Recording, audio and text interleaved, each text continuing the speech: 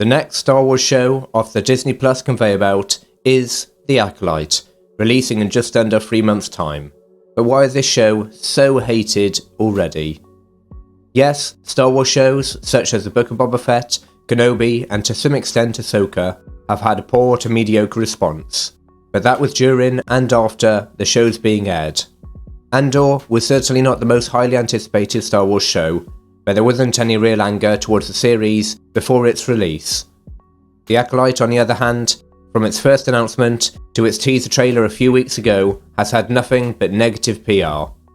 The aforementioned teaser trailer has had around 200,000 thumbs up compared to over 700,000 thumbs down.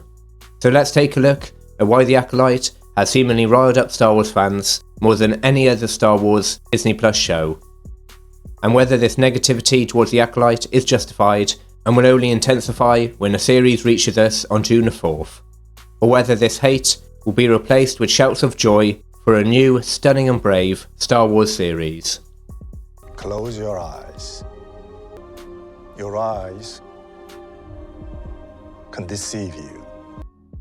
To see the reasons why The Acolyte is facing so much backlash, the simplest thing to do would be to see what people are saying in the comment section for the trailer.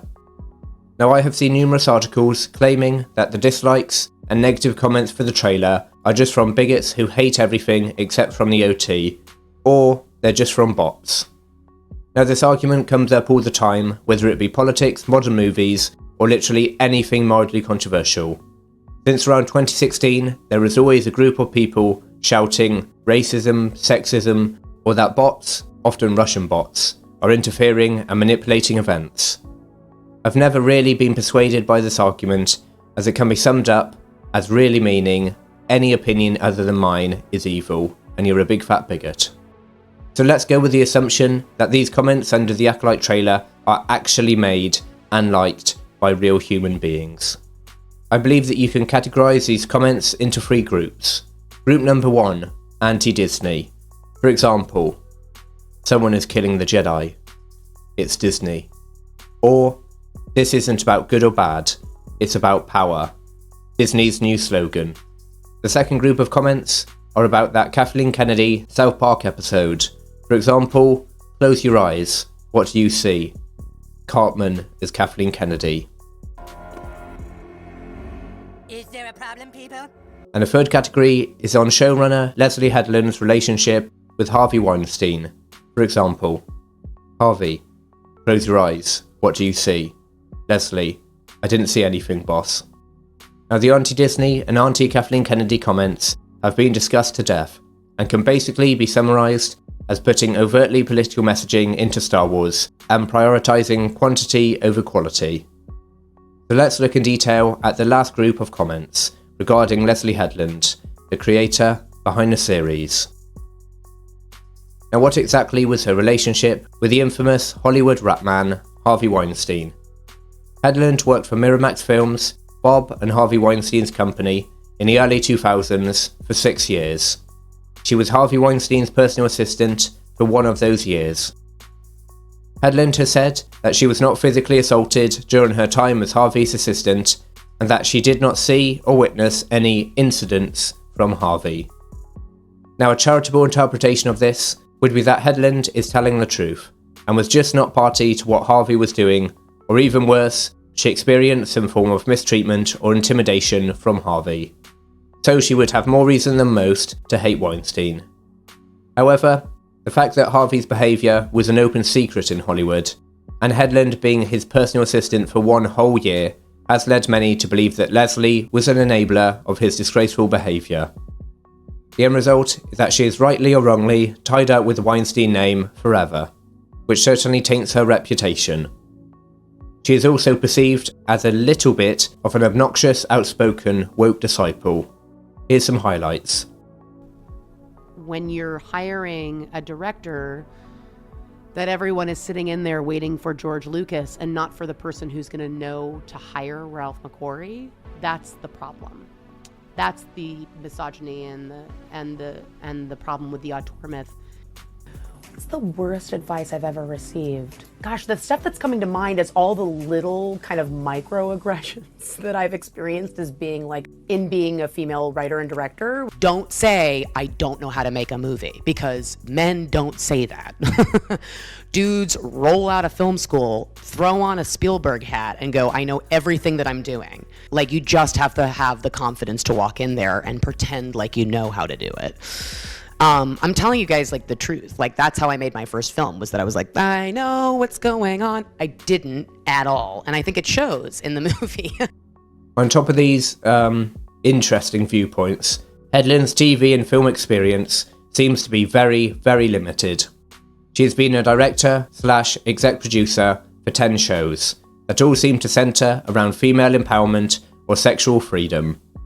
Her 3 movies, About Last Night, Bachelorette, and Sleeping with Other People, have made a combined box office total of $65 million. So just like the Ray movie, directed by Sharmeen Obaid-Chinoy, Leslye Headland has very little experience to warrant being a creator, director, and showrunner for a multi-million-dollar Star Wars project.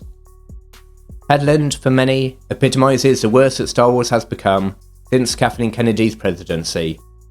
Lucasfilm has become a place for very opinionated, out-of-their-depth creatives to do whatever they want in a sandbox that is the Star Wars galaxy. And the reality is that besides all the other issues with the Acolyte that we will get into, Headland's involvement alone brings controversy and negativity to the Acolyte. This isn't about good or bad. This is about power. If you look into any show's creative teams, the production studios or the actors themselves, you don't have to look too far to find controversial individuals. I mean, this is Hollywood we're talking about after all. So perhaps we can put the outside issues of Leslye Headland and Disney Star Wars to one side for a minute, and look at the premise of the show itself. The Acolyte takes place 100 to 150 years before the first prequel film, The Phantom Menace, and it is set during the High Republic era. So yes, it's a prequel to the prequels. So we may see a sprightly 700-year-old Master Yoda, joined by Yaddle and possibly Darth Plagueis, Palpatine's Sith Master. Now for those who keep up to date with Star Wars comics, the High Republic era was introduced by Disney Star Wars in 2020. The High Republic era spans 500 to 100 years before the Phantom Menace, during the Republic and Jedi Order's Golden Age. You may also remember the High Republic from the cringy launch trailer, and that the villains of this era are pirates and plants. Now the High Republic has fallen pretty flat, and is largely seen as a failed attempt by Disney to create their own Old Republic era. So unless you're right up to date and on board with the Disney Star Wars comic train, then you probably fall into one of these two groups. Either you don't know about the High Republic era, or you've heard the occasional news about it, none of which is positive. Those in the former group may only know that it's a prequel show to the prequel films, which is just the latest example of Star Wars having an utterly confusing timeline with their Disney Plus shows. So it's loosely linked with the prequel era, as we will see the Jedi Temple and probably a few planets from that time period. But aside from potentially Yoda and Yaddle, we won't see any of the prequel characters. Those in the latter group will have heard middling to very negative reviews of the High Republic comics and novels. So essentially, the era the Acolyte is set in is confusing/uninspiring. When it comes to the plot, yes, it could be interesting to follow the journey of the Sith more closely, but it does also bear all the worrying hallmarks of the deconstructionist tropes that we've come to expect from Disney Star Wars. With the Jedi being demystified, strange new additions to the Force, this time it's Force Fu, with Carrie-Anne Moss's character being a self-described Jedi ninja, and women making up 90% of the cast, just like Ahsoka. There are already hints at what I like to call the Kenobi Effect, which is when a new Disney Plus show retroactively affects the pre-established lore of the original movies. So Kenobi leaving Luke and Tatooine to help Leia, letting Reva know where and who Luke Skywalker was, and fighting and besting Darth Vader again. I don't think many would argue that the Kenobi show enhanced the originals. The events in the Kenobi show just left so many questions unanswered, and also seemed like it was set in a completely different universe to Obi-Wan from the original trilogy. The Acolyte has the potential to equally mess up the events in the prequels by making the Jedi seem even more incompetent, by not sensing the return of the Sith. As the Acolyte set just 100 to 150 years before the prequels, has a Sith Acolyte running around killing Jedi. If that's not something that should wake the Jedi up to the return of the Sith, then I don't know what is. What is that?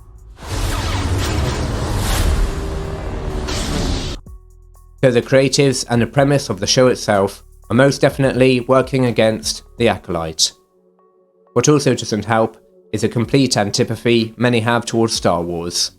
It's been said many times that Disney have focused on just pushing out Star Wars films and shows, without asking the question whether they should.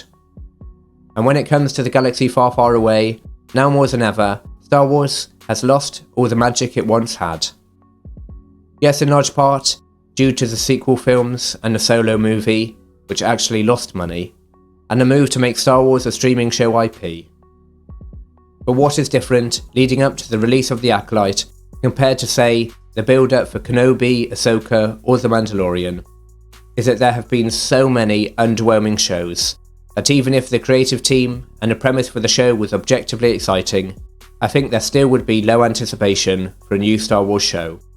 By my count, out of the last 5 Star Wars shows, only one has delivered. The Book of Boba Fett is in most circles recognised as a mistake, which actually negatively affected the titular character.